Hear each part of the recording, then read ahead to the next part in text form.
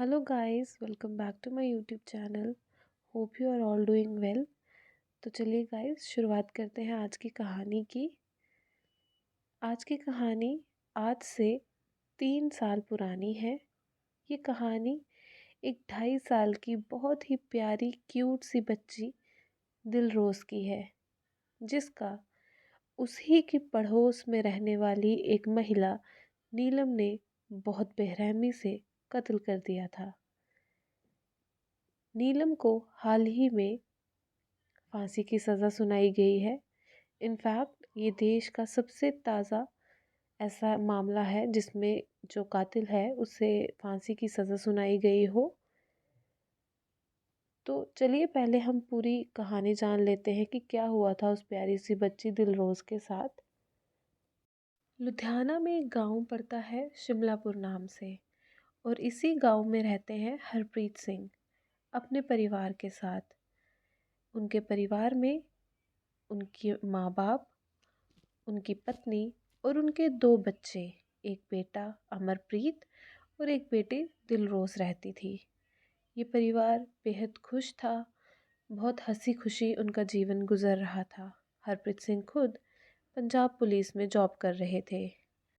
2021 में उनके पड़ोस में एक महिला रहने आई जिसका नाम था नीलम। नीलम उसी गांव के रहने वाली थी, पर उसकी शादी हो चुकी थी और वह शादी के बाद अपने ससुराल चली गई। शादी के बाद कुछ सालों बाद अपने पति के साथ कुछ कारणोंवश उसकी अच्छी नहीं बन रही थी, और उन्हीं वजहों के चलते उसका डाइवोर्स हो गया। डाइवोर्स के बाद नीलम अपने 2 बच्चों के साथ अपने माँ बाप के पास रहने आ गई।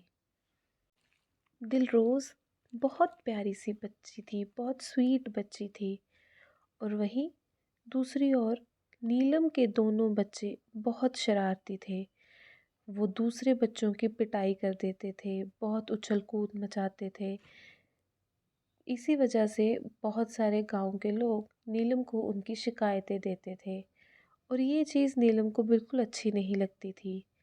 एक तरफ दिलरोज थी जो इतनी प्यारी बच्ची थी, और दूसरी तरफ उसके 2 बच्चे थे जिसकी शिकायत गांव का हर व्यक्ति आकर उससे कर रहा था। दूसरी ओर दिलरोज को उसके पेरेंट्स, उसके दादी दादू बहुत प्यार करते थे, उसके लिए गिफ्ट्स लाते थे। और वहीं जब नीलम उसे देखती थी तो उसे एक तरफ से जेलस फील होने लग गया कि इस दिलरोज को तो इतना प्यार करते हैं, और एक तरफ मेरे बच्चे हैं जिनका तो पापा जो है वो डाइवोर्स हो गया है, तो वो उनसे प्यार ही नहीं करता, उनके लिए कुछ केयर ही नहीं करता। तो समय के साथ साथ नीलम के दिल में दिलरोज के लिए एक जलन सी बढ़ने लग गई। एक जलन उसके दिल में घर कर गई थी। और एक वजह ये भी थी कि जब से नीलम उस मोहल्ले में रहने आई थी तो नीलम के घर बहुत सारे अनजान व्यक्ति आया करते थे। गांव के बड़े बुजुर्गों को ये चीज़ बिल्कुल अच्छी नहीं लगती थी। एक तो वो एक डाइवोर्सी थी, और ऊपर से इस तरह अनजान व्यक्तियों का उसके घर में आना गांव वालों को बिल्कुल अच्छी चीज़ नहीं लगती थी।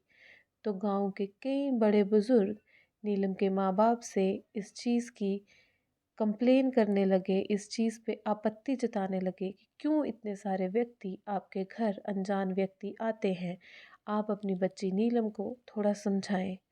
यही कारण बन चुका था कि नीलम ने डिसाइड कर लिया कि वो ये मोहल्ला छोड़ देगी।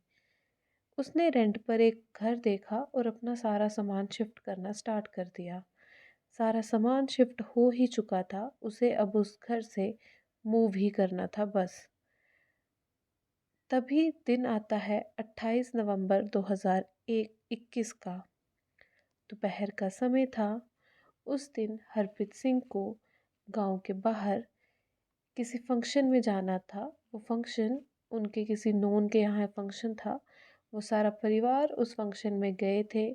फंक्शन में एंजॉय करने के बाद, पूरा फंक्शन अटेंड करने के बाद तकरीबन दोपहर 2-2:30 बजे वो घर वापस आते हैं। घर के सभी व्यक्ति घर के अंदर चले जाते हैं, पर दिलरोज प्यारी सी बच्ची घर के बाहर ही खेलने लगती है।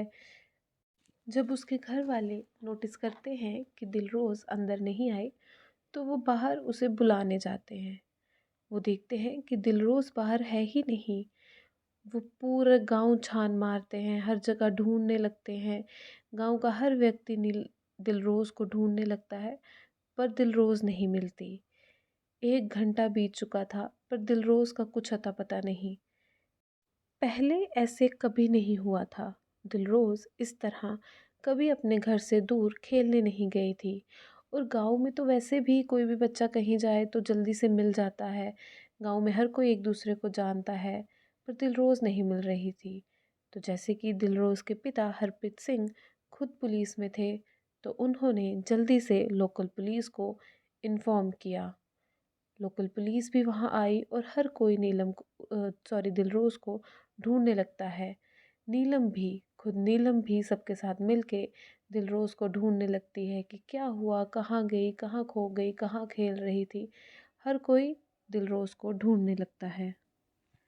2:15 का ये मामला था। 3:30 हो चुके थे दिलरोज़ को ढूँढते-ढूँढते। तभी पुलिस का ध्यान आता है कि गाँव के कुछ कोनों पे सीसीटीवी कैमरास लगे हुए हैं। जब पुलिस उन सीसीटीवी कैमरास को खंगालती है, तो देखती है कि नीलम अपनी स्कूटी पर आगे खड़े कर कर दिलरोज़ को कहीं लेकर जा रही है, और समय भी वही 2:15 का है।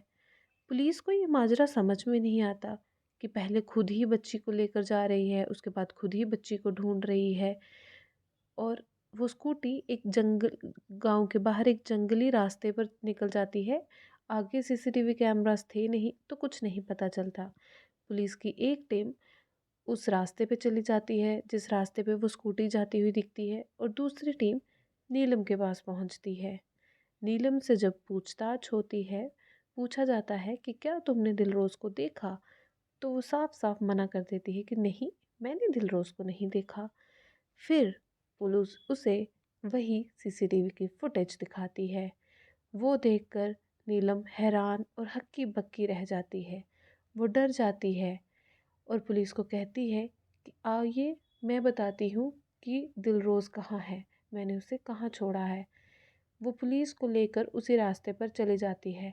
सबको लगता है कि इसने दिलरोज़ को कहीं छुपाया होगा, कहीं रखा होगा, कहीं बंद कर दिया होगा, कहीं छुपा कर आ गई होगी। तो सब चले जाते हैं साथ में। वो गाँव के बाहर एक थोड़ा-सा आस-पास जंगल के बीच एक खाली प्लॉट है, वहाँ पुलिस को लेकर जाती है। बसावट वहाँ कोई भी नहीं थी, सुनसान एकदम वो एरिया था। प्लॉट के पास ही वो दिलरोज़ के छोटे-छोटे जूते पड़े होते हैं। तो पुलिस को समझ नहीं आता है कि ये माजरा क्या है, ये यहाँ हमें क्यों ले आई है। जैसे ही नीलम पुलिस को जंगल के बीचों बीच उस खाली प्लॉट के पास लेकर जाती है, तो पुलिस का ध्यान पड़ता है उस प्लॉट में निकले ताज़े ताज़े खड्डे की ओर। और नीलम उस खड्डे की ओर इशारा कर कहती है कि मैंने जो बच्ची थी दिलरोज़, उसे उस खड्डे में दफना दिया है। सभी जल्दी जल्दी से, खुद दिलरोज़ के पिता जल्दी से परेशान होकर एकदम हड़बड़ी में वहाँ से मिट्टी हटाने लगते हैं, और अभी थोड़ी सी मिट्टी ही ऊपर से हटाते हैं कि दिलरोज़ का हाथ दिखाई देता है। वो बच्ची को जब बाहर निकालते हैं, तो देखते हैं कि उसका शरीर गर्म था, सांसें चल रही थी। पुलिस की टीम उसे फटाफट से पास के अस्पताल में लेकर जाती है, लेकिन अफ़सोस से कहना पड़ता है कि डॉक्टर्स बच्ची को मृत घोषित कर देते हैं। वो कहते हैं कि इस बच्ची में अब जान नहीं बाकी है। अब पुलिस नीलम से पूछताछ करती है कि तुमने ये दरिंदगी भरा काम क्यों किया? क्या उस छोटी सी मासूम बच्ची ने तुम्हारा बिगाड़ा था, जो तुमने इस तरह से उससे बदला लिया? क्या वजह रही होगी नीलम के पास इतना हैवानियत भरा काम करने की? नीलम ने बताया कि मैं अब ये मोहल्ला छोड़कर जा रही थी, लेकिन मुझे दिलरोज़ पर बहुत गुस्सा था, उससे बहुत जलन थी। एक तरफ मेरे बच्चे थे जिन्हें कोई प्यार नहीं करता था, सब उनकी कंप्लेंट्स करते थे, कोई उन्हें गिफ्ट्स नहीं देता था। और एक तरफ दिलरोज़ थी जिससे सारा मोहल्ला बहुत प्यार करता था। सब उसके साथ खेलना चाहते थे, उसके दादा दादी उसे गिफ्ट देते थे। तो मुझे उससे बहुत जलन थी। तो उस दिन 28 नवंबर के दिन जब मैं स्कूटी लेकर वहाँ से निकल रही थी, तो ध्यान पड़ा कि वो घर के बाहर अकेली खड़ी है। तो मैंने उसे स्कूटी पर आगे खड़ा कर लिया।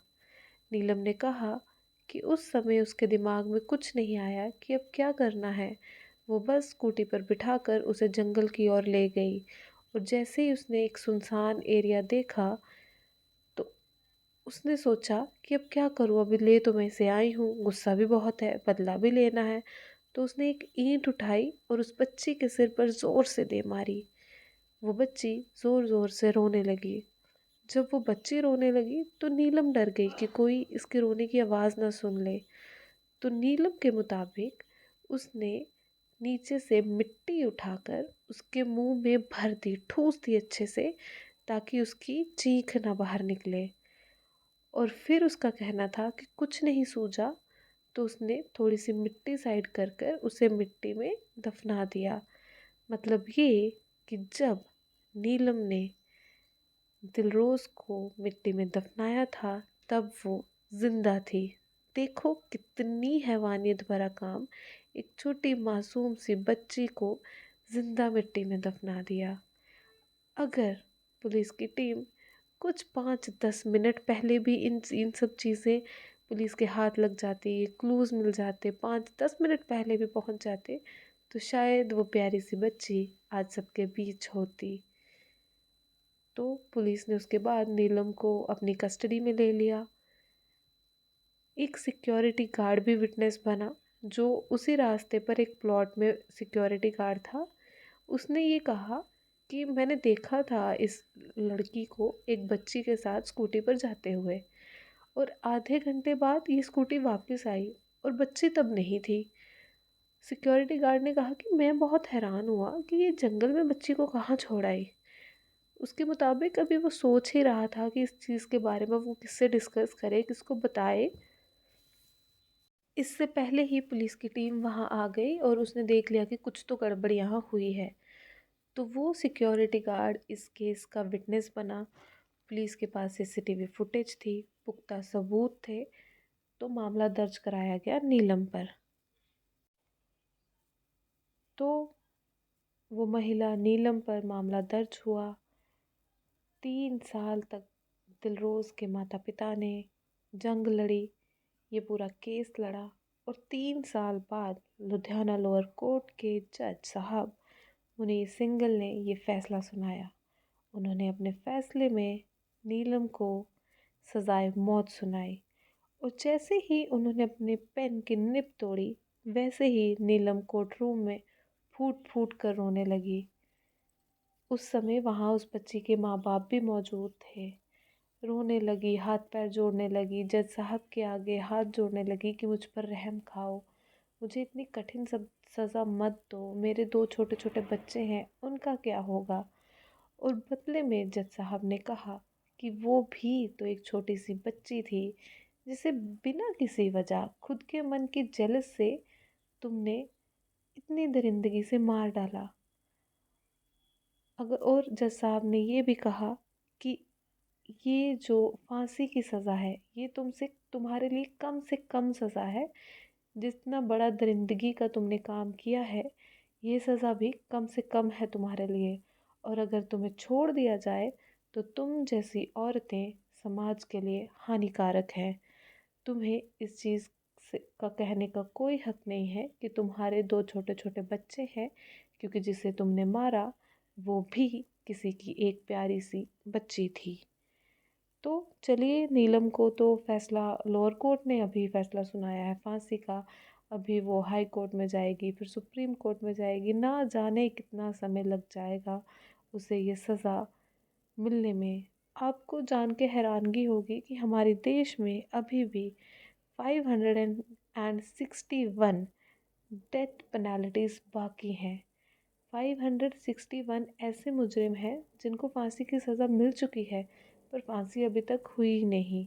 और ये नीलम 562 पर्सन है जिसे फांसी की सज़ा सुनाई गई है। अभी ना जाने इसे फांसी मिलते कितना समय लगेगा। आशा करते हैं कि भगवान दिलरोज़ के माता पिता को स्ट्रेंथ दे ताकि वो अपनी बच्ची को इंसाफ दिला सकें। तो ये थी पूरी कहानी दिलरोज़ की। अगर आपको हमारी वीडियोस अच्छी लगती हों तो प्लीज़ हमारी वीडियो को लाइक करिएगा, अपने फैमिली एंड फ्रेंड्स के साथ शेयर भी करिएगा और कमेंट बॉक्स में ज़रूर बताइएगा कि जो हमारे समाज में ऐसे लोग हैं उनके बारे में आपके क्या विचार हैं। हमें आपके व्यूज़ पढ़कर बहुत अच्छा लगेगा और कल फिर मिलेंगे एक नई कहानी के साथ। Please subscribe our channel and please support us. Thank you very much.